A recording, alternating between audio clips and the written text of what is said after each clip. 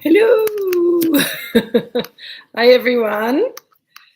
Hello, Craig, Joan and Karen. Hope you guys got home safely. Everyone else as well. What fun we had on Sunday. Hello, Paul and Roz. Hello, Fiona. Rob and Deb. Hi. Peter and Karen. Hello. Hello, Kay.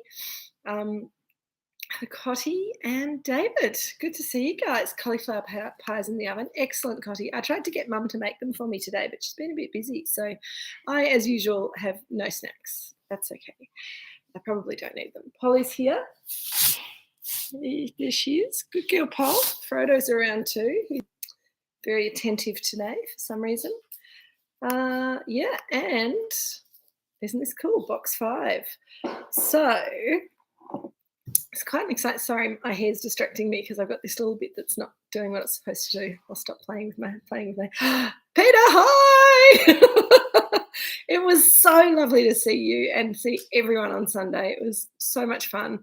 I thought I'd just sort of see how it goes before I committed to doing more next year, but we're going to definitely have to do a couple next year. So that's good.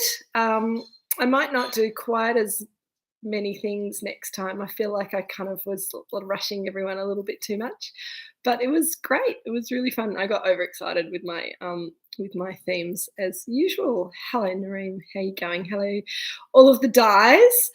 Keely, I got your message today if you're there, and I shall respond tomorrow, and I think I can help you out with that. Hello, Hannah, Zach, and Jack. Lovely to see you guys. We missed you on Sunday, but we'll get you here again soon. It's just ridiculous, this spring weather, isn't it? It was hot yesterday, hot last night, kicking my doona off in the morning, feeling hot, and then all of a sudden this cool change comes through. I'm back in my woolly jumpers and roll neck sweaters and fire on in the background. Dad lit me a fire, which has gone a bit smoky, but I think we've got most of the smoke out now. Kevin and Emily, hello. Lovely to see you. Sunday was so much fun. Hello, Jeff and Sue. Lovely to see you. Yes, Jackie, absolutely. All right, so we have a Devil Ben Creek Pinot Gris tonight. Now, hopefully some of you have got some cheesy snacks, and hopefully some of you got some cheesy, spicy snacks, because this is a wine that is going to do really nice things with some of those. Like, just got out of the pool, good to be back in Sydney. Yeah. Yes, I hear the weather's lovely in Sydney at the moment. Linda is there with her family for a wedding this weekend, so she was gloating about how it's going to be 20 degrees or something. Who cares? It's nice to wear jumpers again. I don't know. Yes, Peter, do the pies have some danger points, do they? I hope the pies go well. It looked like a really good recipe. I'm looking forward to having a crack at it myself. So, Devil Ben Creek Pinot Gris tonight, 2020. Now, I think I've intimated this to you guys before, but this is super rare. And this is the wine that we sent to, where did we send it to? Norway. My brain just went blank for a minute. Oh, Cotty, delicious. Yeah, they sound delicious. So, yes, Nina has not made them for me yet, so I'll have to make them for myself. 2020 Devil Ben Creek Pinot Noir. Almost the whole production of this wine was bought by and sent to Norway. We had about 10 cases left that we thought, well, what better thing to do with this wine than to taste it with our Drinks with Kate folk. So if you do like it and you do want a little bit of it, we can help you out in the short term. But let's see what it tastes like first. You might not want to buy any. Who knows? Devil Ben Creek Pinot Gris, 2020. Get that lid off. Oh, Kay, you have to read. Kay's rebooting her laptop. Can everyone else hear me all right? I feel like I'm a bit because of the smoke, but hopefully the wine will sort that out. Good, thank you, Fiona. All right, wine in glass. Hello, Nina, listening in, driving, so no drinks. That's a shame. Oh, good, Nareem. I'm glad you like it. You'll notice that I'm using my Pinot Noir glass again. This is the sort of wine that would go well in a in more of a Sangiovese style glass. Hello, Anne. How are you going? Welcome, welcome. I've just poured the wine, so you really haven't missed anything. Craig, that's a very good question. Was there a particular reason why the Norwegians liked it? So, Norway's a really tricky market to get into, and they have it's all government controlled, the wine buying. I won't make this too long a story because we need to talk about the wine, but Norway, Sweden, particularly, but a lot of the Nordics put out a tender for wine 2 or 3 or 4 times a year, depending on the country, depending on their process, whatever. And they have a sorry, I just got distracted. We've got a whole lot of cockatoos who are saying it's too cold, and we've got one who we call George, who has taken to flying up onto the windowsill, and then he presses himself up against the window like this, going, "Can I have some food?" He's eating the house. Jill, I think George needs some more food. He's eating the house. Hello. He's talking to us. Tastes a bit like fermented fish. Thank you, Craig. So I have a friend who is a master of wine who is also Norwegian, and she got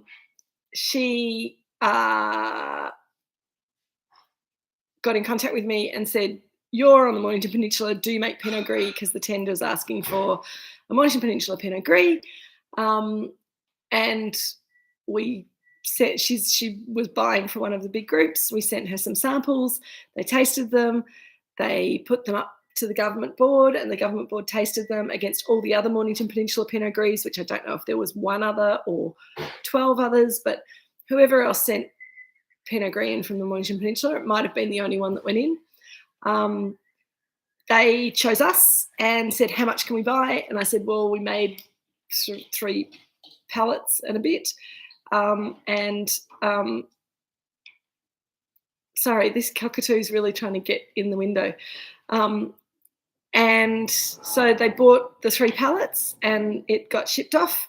And unfortunately for us, I had a meeting with her when I was in Germany earlier this year, and she said it's been really hard for us to sell the Australian wine, not just yours, but any Australian wine that we've got in the portfolio. And so our company's decided not to import any more Australian wine. She was really annoyed because she really loved the wine. She and I are going to stay in contact because she said I won't be here forever, and I'll, see if I can get the next company I go to work for to buy some more of your wine. But in the meantime, we sold them most of this, and there was a one-off sale. So it's a shame, but I think they liked it because it's delicious. Craig is the short version of the question, and because it had to fit a particular description, it had to fall within the realms of certain levels of residual sugar. And this Devil Ben Creek Pinot Gris is a wine that over the years that we've made it, we've played around with a little bit more, a little bit less residual sugar. And the 2019 Pinot Gris either didn't have enough or just had a little bit too much residual sugar. And this wine was right in the happy zone. So we sold them this. That's the end of the story. Let's taste the wine. It's really quite smoky in here, so hopefully I'll be able to get into the wine as well. What I'm expecting to see is some really nice pear fruit. I do think also, that's the other thing that I meant to say, Craig, that there is a good reason why the Norwegians probably particularly like this, because in 2020, the estate Pinot Gris was not quite up to estate Pinot Gris standard. It was probably better than what we would usually put into Devil Ben Creek Pinot Gris. We declassified the little bit of estate Pinot Gris fruit that we had, and we only made Devil Ben Creek Pinot Gris in 2021, and also Pinot Gris on skins. So it's got some better fruit in it than sometimes it gets, and I think that gives a little bit more weight, a little bit more richness, a bit more complexity. So it's a pretty nice wine. It's probably it's a bit better than Devil Ben Creek should be. We just didn't think it was quite good enough to be estate Pinot Gris this year. Now, Kay's back. Heard something on the phone. I have the Moorooduc Estate 2013 Pinot Gris, amazing, with chicken Mornay with a hint of ginger, mustard, and honey. Yum, delicious. Fiona, I'm glad you like the balance of it. I think it's very balanced. And I'm glad also, Craig, that it goes well with Jones curry puffs. And I wish you could just pass me a few through the computer. That would be very nice. Thank you for your email as well, Joan. It was lovely to hear from you. I think I've been very rude and haven't replied to you yet, but I will. Madras curry powder that's making the wine taste sweet. It's got a little bit of residual sugar in it, Cotty. So I think it's got lots of fruit richness. Nareem, no new oak in this, but none of our Pinot Gris see new oak. It's been fermented mostly in old barrels though. So it's barrel fermented. So you've got that slight softness and roundness that you get. A portion of it will have been fermented in stainless steel, which keeps a bit of freshness and brightness to it, which is the difference with the Devilbend Creek Pinot Gris compared to the Estate Pinot Gris. But because we had some wine that was destined for Estate Pinot Gris that didn't get there, then it will definitely have been fermented in old oak, but no new oak. Nashi pear, I think, is a really good descriptor, Rob. I was getting there. It's quite crunchy. So it's pear, yes, but it's quite crunchy, almost appley pear. It's got this beautiful aromatic to it.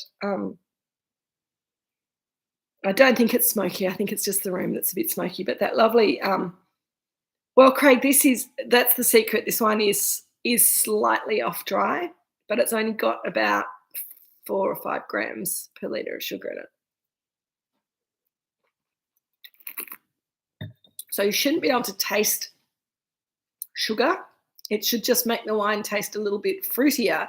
But when you put it with spicy food like the Madras curry powder, it will then bring out that, and you can taste, when you put it in your mouth, even though it doesn't taste sweet, you can just taste a little bit of sugar on the tip of your tongue. And it hangs around on the tip of your tongue like a little faint kind of lolly kind of a aftertaste.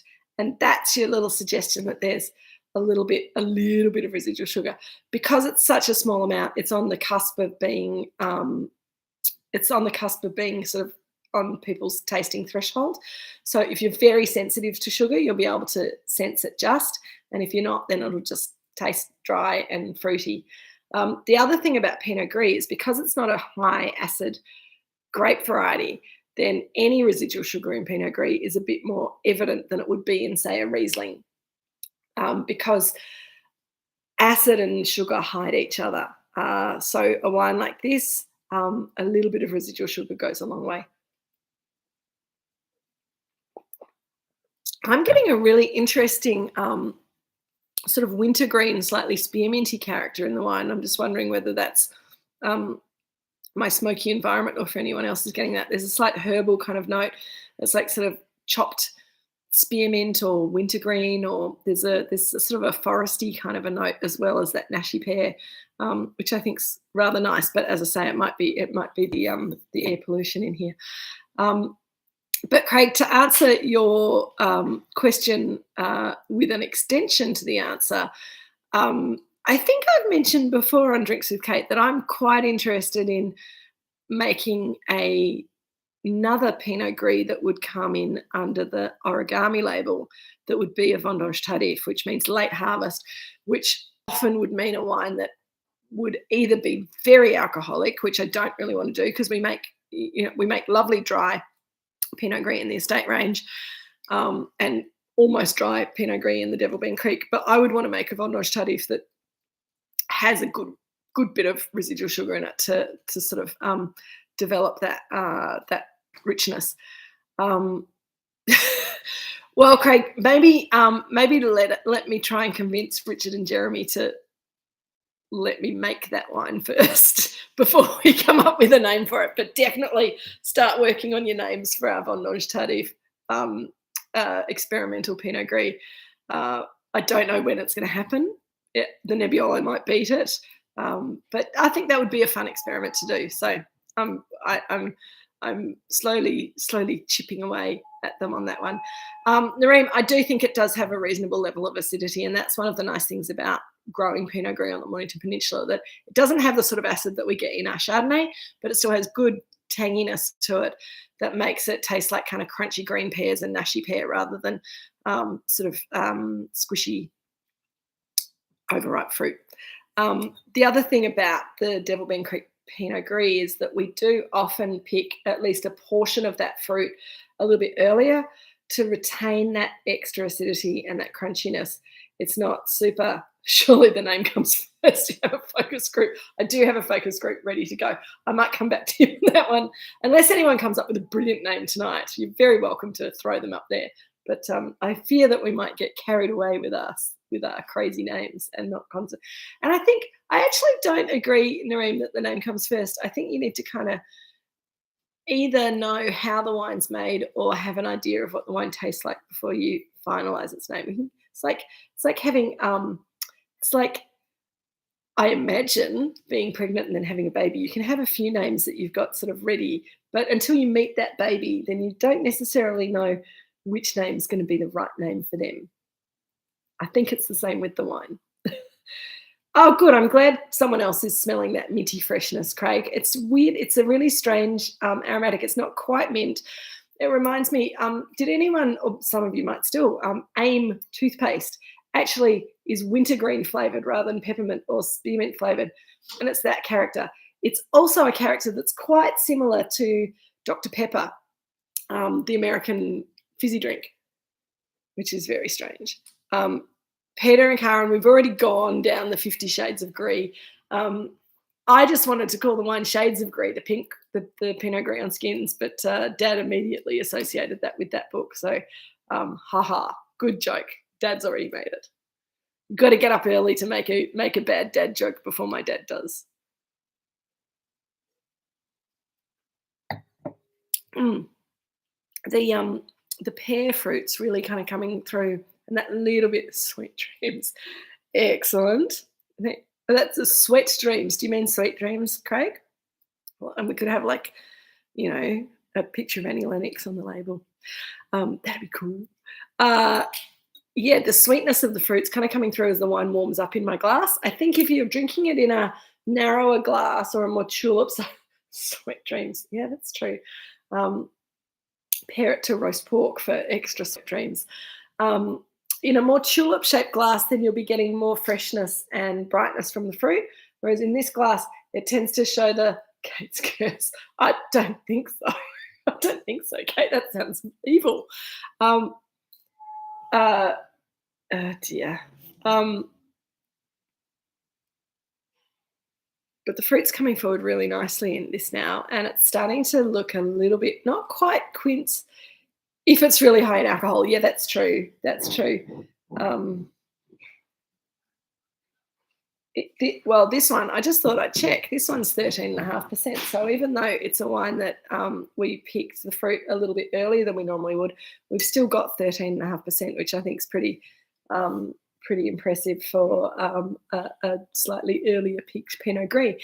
But one of the reasons that we get it to that level of ripeness rather than picking it earlier for more crunchiness and more kind of, easy drinking character maybe, is that I just think we don't develop any flavour until it starts getting this level of ripeness. So it's one of the reasons I think that Pinot Gris has a really bad name, or Pinot Grigio has a bad name, because if you don't leave it on the vine for long enough, then yeah, you can get sort of what you'd regard as sugar ripeness in Chardonnay and nice acidity, but the wine tastes very neutral. And we don't want to make neutral wine here at Moorooduc. That is not part of our remit. Sweet dreams are made of Gris. There you go. Now it's starting to come together. Thank you, Fiona. That's lovely. Is that what you meant, Craig? I'm a bit slow, you know that. There's a few wines called Dreams. There's a Chardonnay from Friuli in Italy called Dreams. It's pairing really well with shredded Savoy cabbage that Rob and Deb have just picked from the garden. Excellent. Let's say yes. Okay, Craig, yes, we'll do it. As long as we don't get sued by someone. Um, Jeff started at room temperature, enjoyed more with an ice block to cool it a little. Ha! Works better now with Costello and Kate's spiced pickled onions. Yay! So my famous spiced pickled onions, I will have to share that recipe now. Secret recipe, maybe. But the yes, the pickled onions are a really difficult match to wine as well. I always think when I'm thinking pickled onions, they work really well with cheddar cheese and some nice nice Craig cheddar cheese, bit of chutney, bit of crusty bread, and you've got a lovely ploughman's lunch. But that's more of a kind of a beer flavored meal than a wine flavored meal for me. So I'm impressed that my quite spicy, and my pickled onion recipe does have a chili in it, so it is quite spicy as well as other spices. Yeah, I'm impressed that it goes well with the wine, Jeff. I'll have to try it myself. I think I need to make a new batch of pickled onions because I think I've eaten all of mine. All right. Peter, you just made me choke. What by the power of grace, Gail, are you thinking about like if you have origami rough play, then a new Pinot Gris could be game on. Exactly, Kay. Yeoman Dream Chardonnay. Yes, David, that's one of my faves. And the Yeoman story is really fun and a bit crazy. Silvio Yeoman is a very famous white winemaker in Friuli. He actually sold the business a couple of years ago, but he was famous for being very difficult to work with. I know of some Australians who went to taste with him, and usually when you go and do a tasting with a winemaker, then you taste things from barrel and you spit it out, down the drain, or they give you a bucket to spit into or whatever. And these friends of mine went, and the person who was in charge of the group had forgotten to tell people that you don't spit at Yeoman. He gets very angry. And Italians generally have incredibly beautiful, a nice dream,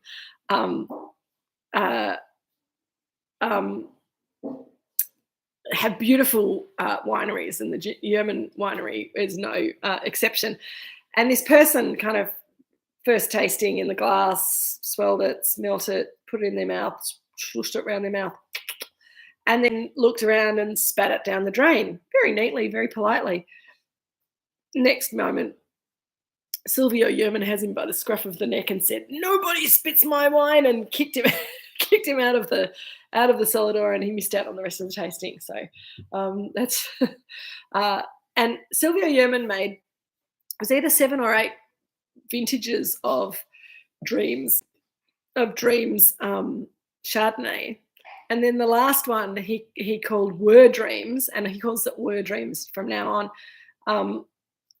Were Dreams now is just wine. I think a little bit lost in the translation, but the packaging's fabulous, and he would put them in 6-packs, like flat pack 6-packs, and each bottle would be wrapped in a different coloured tissue paper of the rainbow. So it's very beautiful Italian packaging, and the wine was and still is delicious. So keep an eye out for it. Okay, now I've missed. By the power of Grayskull, I understand the He-Man Master of the Universe reference, Peter. I don't understand the Pinot Gris, except that you're talking about Gris Grey, are you? Okay, I think we could do better than that. I do like Grease Lightning. Cotty put a chilled sleeve on the bottle for 10 minutes. It felt a little bit warm on the first pour. Yeah, I think it is a wine that you need to play around with the temperature. It's not like some of our Chardonnays or even the estate Pinot Gris. And I imagine, Kay, with your 2013 Pinot Gris, that'd be looking beautiful at room temperature. Whereas this wine does need a little bit of a chill on it. I think because it's got that little bit of residual sugar in it, and the fruit is a little bit more simple and a bit more forward, that little bit of extra cold to it is just makes it feel a little bit tighter and a little bit more concise. And that's often one of the issues with Pinot Gris, that it does, depending on the style that you make and depending on what temperature you drink it at, then it makes a big difference, and what glass you drink it in as well. Um, this is still opening up really nicely. Dad, we were noticing that there's a little kind of wintergreeny, kind of slightly minty kind of note to it on the nose and the palate. And I was trying to work out whether that was just it reacting with the little bit of smoke in the air here, or whether, but Craig saw it as well. No. Dad's not very sensitive to those sort of things. He said they can't hear you if you talk over there. He's not coming over to talk to you today. He's settled down with his nuts and his wine. He's had a big day. So, yes. But I think the wine's looking lovely. And I think, yes, a little bit colder is good for this wine. A lot of people will say, but when I say a little bit colder, a little bit chilled, you don't want it beer fridge temperature. You don't want it at 4 degrees, because then you're not going to taste anything. You probably want it chilled to maybe 10 degrees, maybe 8 degrees, and then let it warm up a little bit in the glass. The colder you serve it, the tangier it will look. And so if you're, for example, serving it with a seafood platter, then you'd want to serve it a bit colder than... Craig, you're on fire tonight. Very agreeable. I like it a lot. Yeah, if you were serving it with sort of seafood, like maybe some, some prawns or some scallops, some oysters, that kind of thing. Nice little plateau de fruits de mer, as they say in France. Bit colder with the cheesy, cauliflowery. Anyone doing mac and cheese? I was tempted to do mac and cheese if I'd had time. Or the beautiful cauliflower pies, cheesy cauliflower pies from Nina's recipe. With that little bit of spice, it can cope with the wine being a little bit warmer. So yeah, interesting to play around with temperatures. I think, did I say this to you guys who were here on Sunday, or did I say it to someone else? Or maybe I said it to you the other week, but I've done some really interesting events with different temperature of the same wine matching to different dishes. And in fact, I went to a champagne dinner once with Lanson, and they had a super cuvee, which I can't even remember what it's called. And don't know if they still make it because it was quite a long time ago. But they served the same wine at different temperatures throughout the meal. So when you arrived as an aperitif, they served it really cold, so it looked really fresh and bright and in a flute, and then they served it a little bit warmer with the seafood entree, and then they served it at room temperature in a normal shaped wine glass. Grist is good. Nice, Craig. No, I like your last. Grist to the mill. Nice, Cotty. I like that a lot.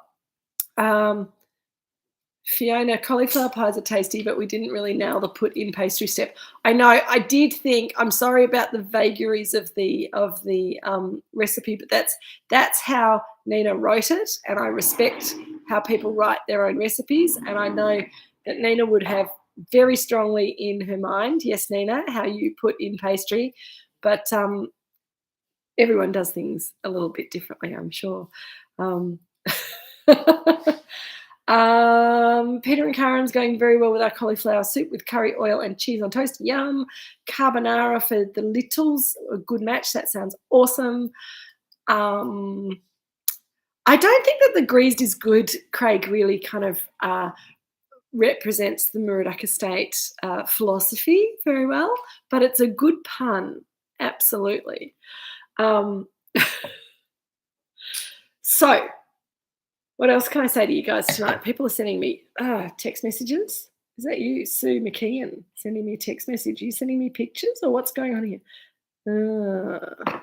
Pickled onions, pickled onion pictures. Nina made them into pasty type things. Okay, cool. Excellent. So, yeah, I think you can play around with that cauliflower, cheesy cauliflower pies. You can wrap them up, or you could put them in a little pie case or a little quiche case, open pies. That'd be yummy. Nice. Fiona, I've not seen what they look like either. I'm sorry. It was just something that Peter and Nina were talking about for their grand final feasts, and it sounded yummy, and Nina shared the recipe with us. So I think they can be however you want them to be. But if they didn't work as well as you wanted them to, maybe have a play around with something else. I reckon if the filling was kind of firm enough, you could almost roll them up into a sort of a sausage rolly kind of a thing. Hello, Jeremy. Um, Jeremy, they're coming up with new names for our Vendange Tardif origami Pinot Gris that we're going to make next season. What do you reckon? Um, um, we've got. How's your wine looking, Jeremy? What shaped glass are you drinking it in? Are you drinking some wine? Are you cooking dinner? What's happening? What else can I say? So on Sunday, for those of you who weren't here for Drinks with Kate Live, Jill made her famous cauliflower.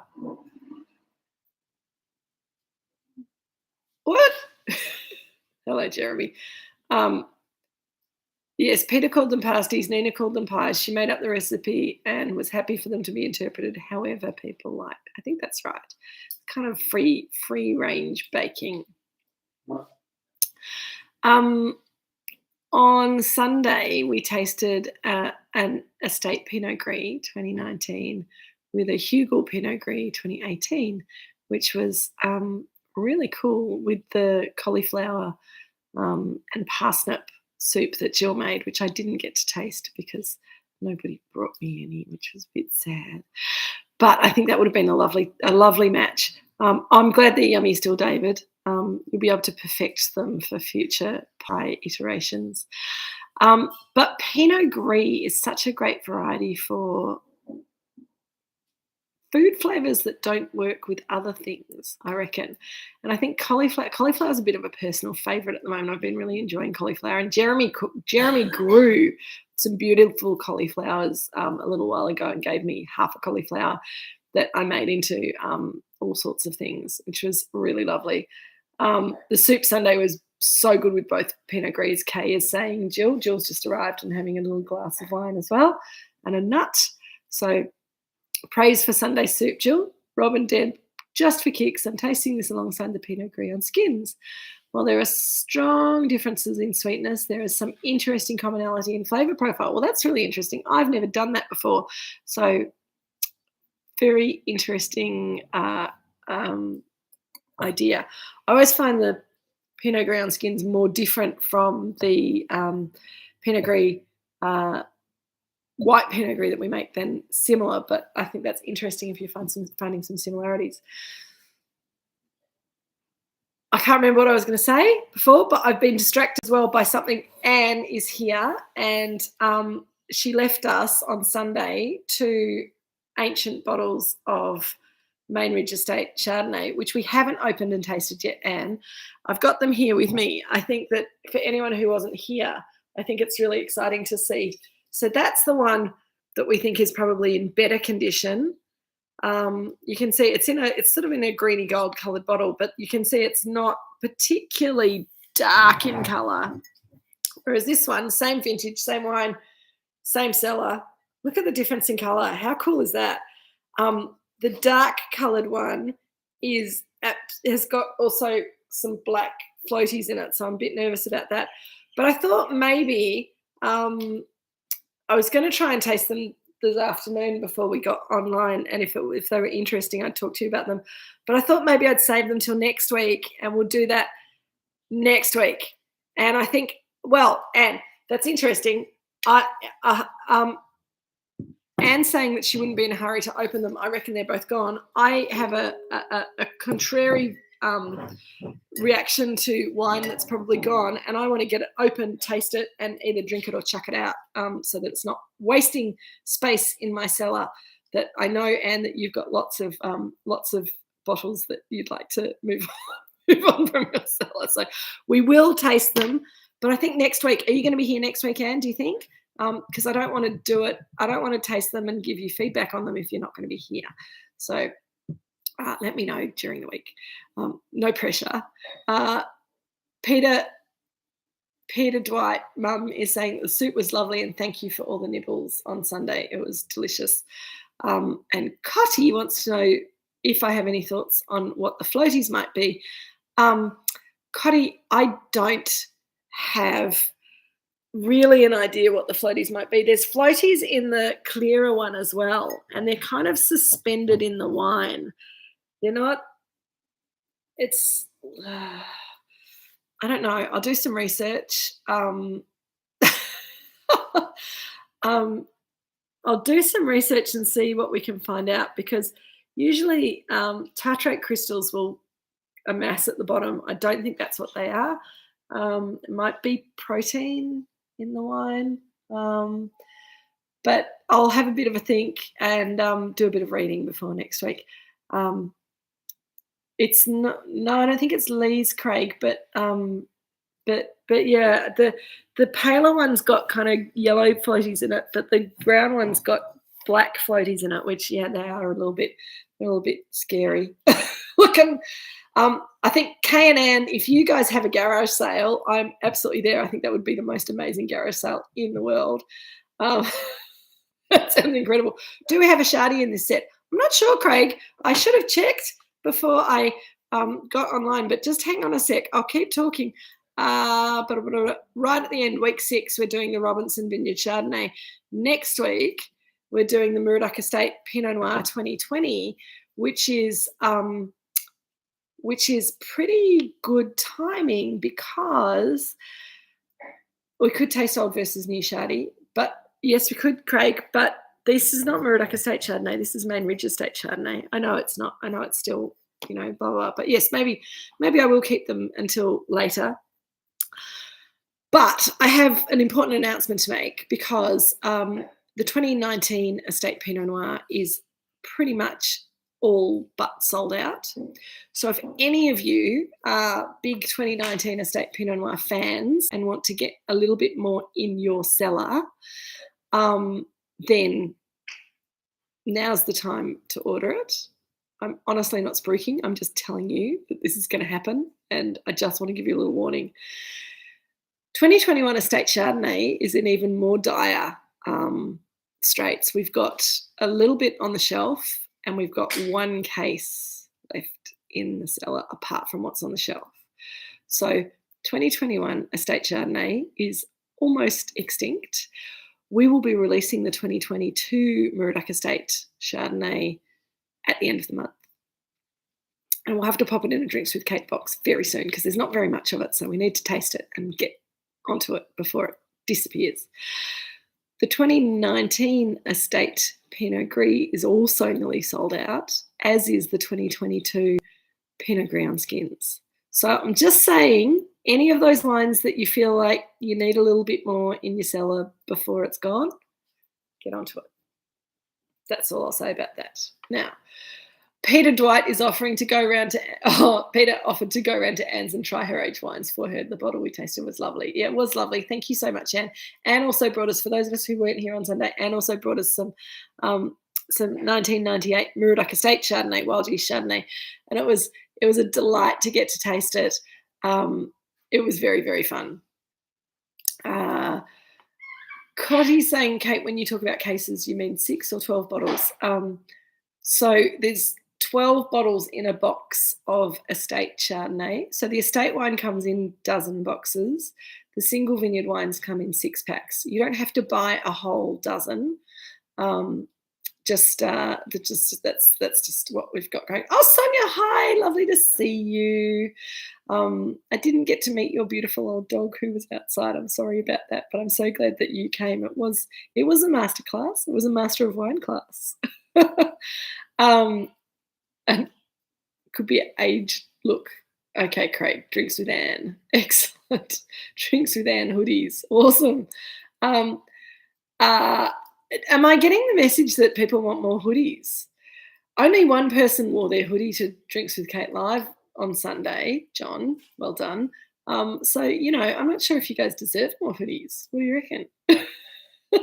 Maybe a little tote bag or something. Any merch that you're desperate to have, just shoot me an email. We'll see what we can work on. And if people do want more hoodies, then let us know. The 19 Estate Pinot Noir is sold out on the website. So if you want to buy some 19 Estate Pinot Noir, you need to ring Leonie tomorrow.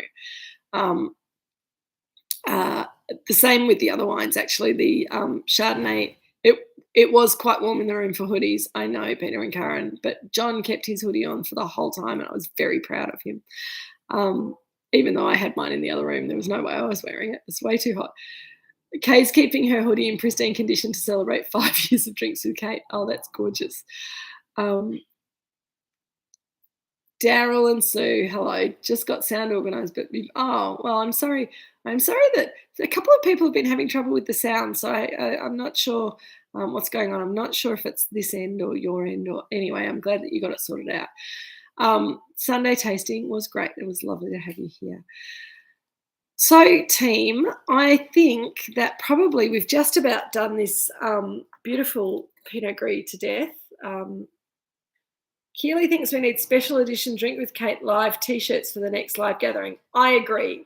So that means, okay, Kay, and yeah, okay, cool. That means I have to get really organised with the next Drinks with Kate live, so that we can take orders for and organise your special edition Drinks with Kate live T-shirts. And are you saying, Keely, that we should get them out to you before the event so you can all wear them? Or we could give them to you when you arrive and you could quickly whip them on?